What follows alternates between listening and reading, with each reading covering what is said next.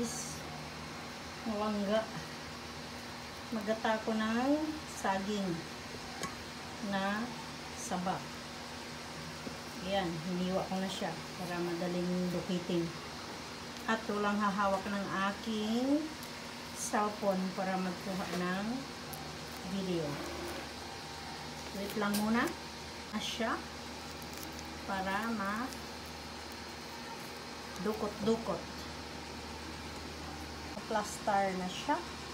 At mamaya ilagay natin ang kunting asukal at ang ating fresh na gata. Ay, ito na ang gata natin, guys.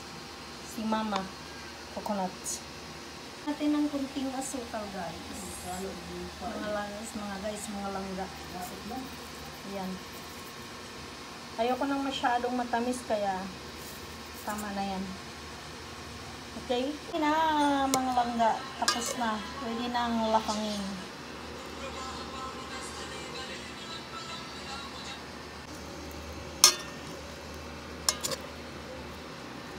Yummy!